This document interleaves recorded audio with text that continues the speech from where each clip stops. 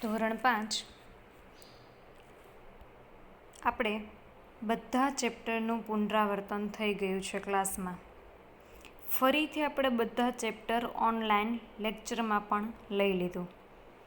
તમારું વાર્ષિક પરીક્ષાનું માળખું તમને આજે મારે સમજાવવાનું છે. આના પછી મારો એક લેક્ચર આવશે. એ લેક્ચરમાં પણ આપણે પરીક્ષાને લગતી જ બધી માહિતી મેળવશું.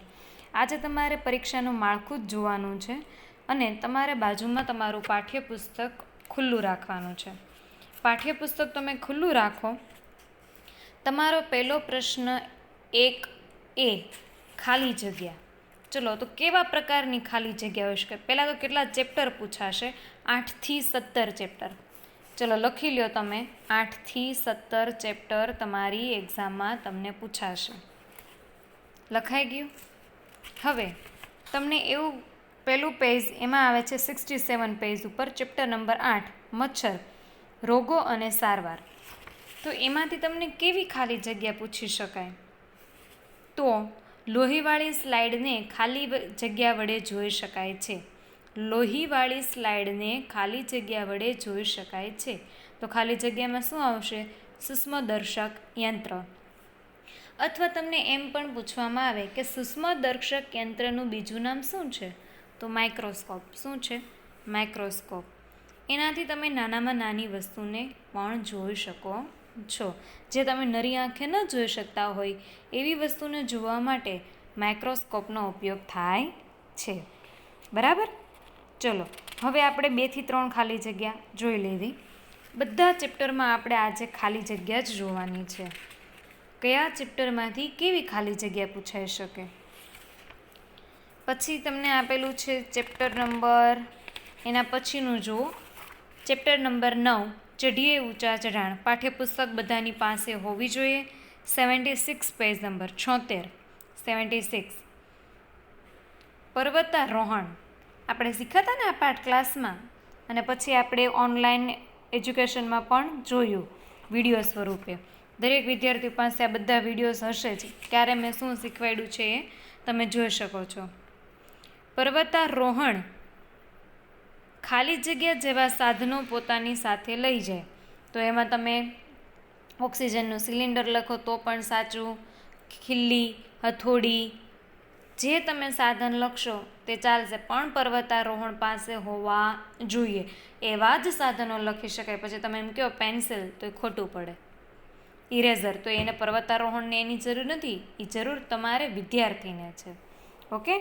પછી ચેપ્ટર નંબર, એના પછીનું 10મું ચેપ્ટર દિવાલોની કહાણી. દિવાલોની કહાણી. તો પહેલાંના જમાનાની દિવાલો કેવી હતી એના વિશે જોયું આપણે.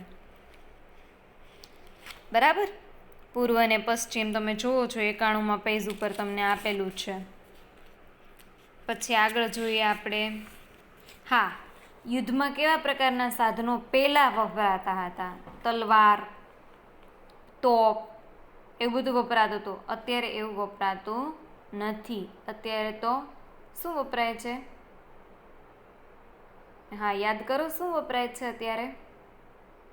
અત્યારે તો મિસાઇલ વપરાય છે. રિવોલ્વર, મોટી મોટી ફાયરિંગની તમે જોતા હશો મૂવીમાં ને એમાં તમે બધાએ જોયું જ હશે કેવા પ્રકારની રિવોલ્વર ને કેવી રીતનું ફાયરિંગ થતું હોય છે. ઓકે? ચલો, આગળ જોઈએ આપણે સુનીતા અવકાશમાં ચેપ્ટર નંબર 11 પેજ નંબર 99. આમાંથી પણ આપણને કેવા પ્રકારની ખાલી જગ્યા પૂછાઈ શકે? રાત્રે આપણને ખાલી જગ્યા દેખાય છે, તો તમે તારા લખો તોય સાચું અને ચંદ્ર લખો તોય સાચું. પછી આવા બધા સવાલ જવાબ ખાલી જગ્યા પૂછાઈ શકશે. એવી જ રીતે હવે જોડકા રચો. જોડકા પણ મેં તમને પૂછ્યા છે. જોડકા તમને હજી એકવાર કહું છું, તમારે સ્કેલ ફરજિયાત લઈને આવવાની છે. શું સાથે રાખવાનું છે તમારે? સ્કેલ અને પેન્સિલ. સ્કેલની મદદથી પેન્સિલ વડે જોડકા જોડવાના છે. વ્યવસ્થિત તમારે A અને B બંને વિભાગ તમને તમારા ક્વેશ્ચન પેપરમાં આપેલા હશે. ક્વેશ્ચન પેપરમાંથી સવાલ જોઈ આન્સર પેપરમાં વ્યવસ્થિત લખી દેવાના, એ અને બી બંને વિભાગ. પછી તમને એમ થશે કે એમાંથી બીમાં સાચો જવાબ કયો છે, તો એનમાં તમારે શું કરવાનું, સ્કેલની મદદથી પેન્સિલ વડે લાઈન ગાળી દેવાની. ઓકે, લાઈન દોરી દોશો એટલે મને ખબર પડી જાય કે આની સાથે આ જવાબ આવે. અને વ્યવસ્થિત ચેકચાક વગર જોડકા તમારે જાતે જોડવાના રહેશે. એ તમને આવડે એવા જ હશે, મેં પાઠમાંથી લીધેલા હશે. પછી આવે છે ખરા ખોટા. તો ખરા ખોટામાં તમને ખબર જ છે, તમે પ્રથમ સત્રાંત પરીક્ષામાં ખરા ખોટા મેં તમને આપ્યા હતા કે કેવા કેવા ખરા ખોટા હોઈ શકે, એનો અંદાજ તમને આવી ગયો છે. ચેપ્ટર નંબર 8થી તે 17 સુધીના તમારે તમામ ચેપ્ટરમાંથી આ પ્રકારના ખરા ખોટા પૂછાય, તો એવા તમારે તૈયારી કરવાની. ઓકે, પછી વિકલ્પ પણ મેં કાઢેલા છે. વિકલ્પ કેવા હશે, તો એને એક ઉદાહરણ આપું તમને. એમ કે કલ્પના ચાવલા કોણ હતા, સુનિતા વિલિયમ્સ કોણ હતા, એમ પૂછવામાં આવે. નીચે તમને ઓપ્શન એમાં આપ્યો હોય શિક્ષક, બીજામાં આપ્યો હોય ડૉક્ટર, સીમાં આપ્યો હોય અવકાશયાત્રી અને ડીમાં આપ્યો હોય કે સમાજ સેવિકા. તો આમાંથી સાચો જવાબ શું છે? અવકાશયાત્રી સાચો જવાબ છે. તો તમારે શું લખવાનું? સી, અવકાશયાત્રી એમ લખી દેવાનું. ઓકે, આવા વિકલ્પ તમારા પાઠ્યપુસ્તકમાંથી જ હશે, બહારનું મેં કાંઈ પૂછ્યું નથી. ચેપ્ટર નંબર 8થી 17. પછી આપણે આગળ જોઈએ.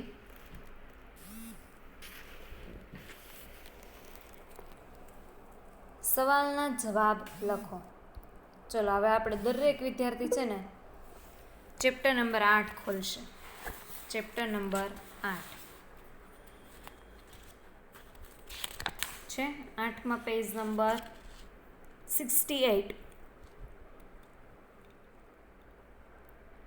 જો આ પ્રશ્ન નંબર 3A, એમાંથી મેં તમને 5 સવાલ પૂછ્યા છે અને ગુણ 10 છે, તો એક સવાલ કેટલા માર્કનો થયો? 2 માર્કનો. તો 2 માર્કમાં આપણને ટીચર કેવા પ્રશ્ન પૂછી શકે, એના વિશે આપણે વિચારવાનું. ચલો, તમને કોઈ એમ પૂછે કે મચ્છરને કરડવાથી બીજા કયા કયા પ્રકારના રોગો થઈ શકે છે, તો હવે તમને આવડે કે ન આવડે, તમારી નોટબુક હોય ને, નોટબુક એ ઓપન કરો, એમાં જવાબ લખેલા હશે. એમાંથી તમારે પાકું કરવાનું છે. તમને ક્લાસમાં મેં બધા સવાલ જવાબની તૈયારી કરાવી હતી, મોઢે પણ પૂછ્યા હતા, અને ત્યારે એવું પણ કીધું હશે કે પાકા કરીને આવજો. પાકા કર્યા હોય તો દરેક વિદ્યાર્થીને આવડતું હોય. કઈ ઋતુમાં મચ્છર વધારે હોય છે?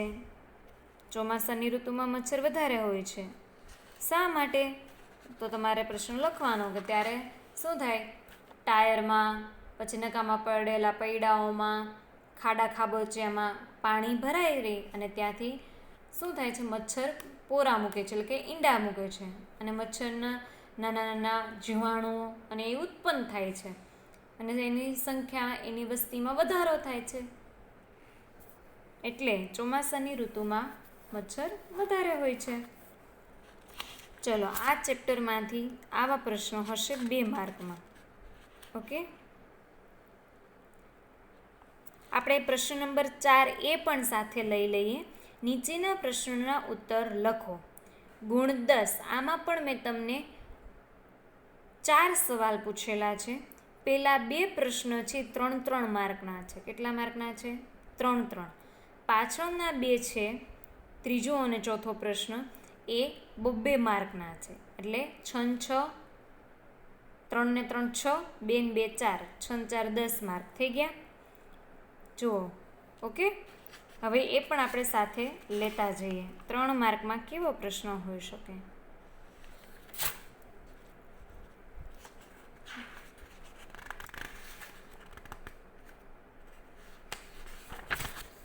હવે આપણે જોઈશું ચેપ્ટર નંબર 9, ચઢીએ ઊંચા ચઢાણ. પર્વતારોહણ. જ્યારે પર્વત પર ચડે છે ત્યારે કેવા સાધનો સાથે રાખે છે? તમે ક્યારેય બીજા કોઈએ સાહસિક કામ કર્યું હોય એવું સાંભળ્યું છે? જો તમે સાંભળ્યું હોય તો હા, ન સાંભળ્યું હોય તો ના. Page number 82. એના પછી જુઓ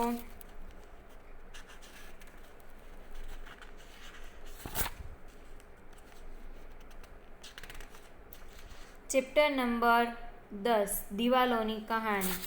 આ ચેપ્ટરમાંથી કેવા પ્રશ્ન પૂછાઈ શકે? ઇમારતમાં હવા ઉજાસ માટે કેવી વ્યવસ્થા કરવામાં આવી હશે? 2 માર્કમાં આ પ્રશ્ન પૂછાઈ શકે. 2 માર્કમાં એવા પ્રશ્ન પૂછાઈ શકે. ટીક માર્ક કરતું જવાનું અથવા તમારી પાઠ્યપુસ્તકમાં IMP એમ લખી દેવાનું, એટલે તમને ખ્યાલ આવે કે ટીચરે આપણને આ વાત કરી દીધી તો આપણે આ તૈયારી કરવાની છે. આજે આપણે બહુ ઝાઝો સમય તમારો નથી લેવો, કારણ કે હવે તમારે પરીક્ષાની તૈયારી કરવાની ને, પરીક્ષાનું વાંચવાનું. એટલે આપણે આજે 10 થી 12 મિનિટનું જ લેશું. તમને પરીક્ષાની તૈયારી કેવી રીતે કરવી અને પરીક્ષામાં પેપર કેવી રીતે લખવું, આ 2 વસ્તુ તમને આવતા લેક્ચરમાં શીખવાડીશ. એટલે ત્યાં આપણો આ લાસ્ટ લેક્ચર હશે. આજે આપણે કેવા સવાલ જવાબ પૂછાઈ શકે એના વિશે જ જોવાનું છે. ચલો, સુનીતા અવકાશમાં, તમારો ફેવરિટ ચેપ્ટર. એમાં જો સુનીતાના વાળ કેમ ઊભા રહે છે? જો પૃથ્વી આ ગોળા જેવી હોય તો આપણે નીચે કેમ પડી જતા નથી? એવું પૂછાઈ શકે. પછી એના પછીનું ચેપ્ટર જો આ ખૂટી જાય તો કયા વાહનો ધુમાડા કાઢે છે? પછી કયા વાહનો પેટ્રોલ કે ડીઝલ વગર ચાલે છે? આવા પ્રશ્ન પૂછાઈ શકે તમને. ખાલી જગ્યામાં ખરા ખોટામાં આ ચેપ્ટરમાંથી હશે. ભારતના કયા રાજ્યોમાં તેલ ક્ષેત્ર છે? ગુજરાતમાં છે, આંધ્રપ્રદેશમાં છે, મહારાષ્ટ્રમાં છે. ઓકે. પછી જો 3 માર્કનો પ્રશ્ન કેવો પૂછાઈ શકે? પેટ્રોલ અને ડીઝલનો ભાવ કેમ વધે છે? મેં પ્રથમ સત્રાંત પરીક્ષામાં પૂછ્યું હતું. જે વિદ્યાર્થીને નહોતું આવડ્યું એ આ વખતે ભૂલ સુધારી લેજો. શું ખબર વાર્ષિક પરીક્ષામાં પૂછાઈ જાય તો? ડીઝલ ક્યાં વપરાય છે? ઈંધણ ક્યાં ઉપયોગી છે? આવા પ્રશ્ન પણ પૂછાઈ શકે આ ચેપ્ટરમાંથી. ઓકે, ચલો 13મું ચેપ્ટર પહાડી રહેઠાણ. પહાડી રહેઠાણ. તમે ક્યારેય પર્વતીય પ્રદેશમાં ગયા છો? જો ગયા હોય તો હા લખવાનું, ન ગયા હોય તો ના લખવાનું.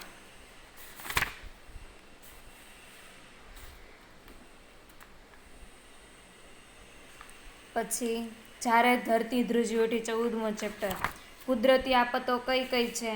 તો એમાં શું આવશે? ધરતીકંપ કુદરતી આફત કહેવાય, નદીમાં પૂર આવવું કુદરતી આફત કહેવાય, વાવાઝોડું ફૂંકાવું તેને કુદરતી આફત કહેવાય. ઓકે. લોકો પડોશમાં શા માટે હળીમળીને રહે છે?